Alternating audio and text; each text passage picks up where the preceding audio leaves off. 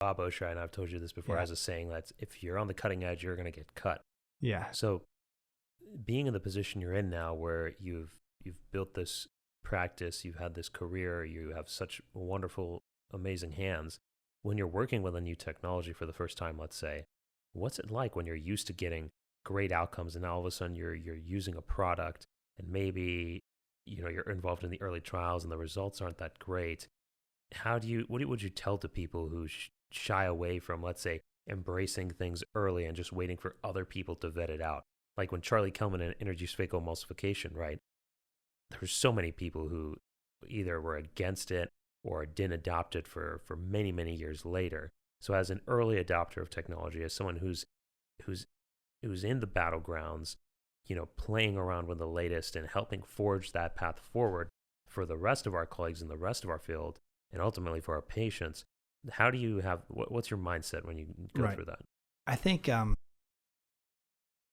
you want to be able to find where you're comfortable in, and I think everybody has a different comfort zone, and there's some people that are sort of innovators that are, let's say, first in, and then maybe you have something like early adopters. I forget, there's a name for each one of these stages, and there's another stage that's sort of more with the bulk of the herd, where you're sort of waiting for everything to be already figured out, cooked, and ready and fully baked.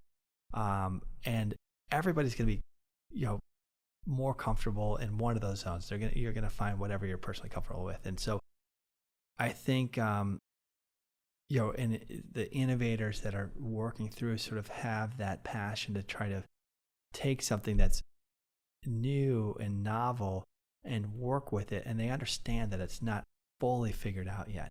If you look at the first femtosecond cataract surgery lasers, they were a little bit problematic. I mean, it was a little bit challenging as far as docking and OCT guidance and, understanding how do you do the capsulorhexis and how do you divide the lens and how do you make sure there's not too much air bubbles inside the capsule bag or whatever it might be.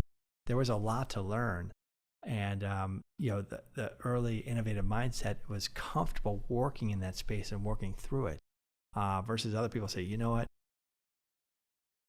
maybe I'll be an early adopter and jump in relatively early, but most of that stuff has to be relatively figured out. I'll be maybe, first in my state, but I don't necessarily be first in the world to do something or whatever it might be. And then you have the other people are saying, you know what, I'm going to wait till this is totally figured out, where the finances are figured out, the techniques are figured out, and they'll wait. And there's a lot to be said for these people, because let's say even the early adopter, they're going to pay top dollar for that femtosecond laser. The laser company is going to say, okay, it's going to be $1 million for this laser. If you want to be first, this is what it is. And so they're going to pay a pretty pennies. And then maybe the technology doesn't really pan out. And you might be like, oh my gosh, I bought this. It doesn't really do what I want it to do. And it's money wasted. Versus if you're waiting in this, sort of bulk of the herd and saying, you know what, I'll let these guys take the arrows, figure it out. And now I'm going to buy this laser when it's on sale for a quarter of the price, when we already have the financial model figured out.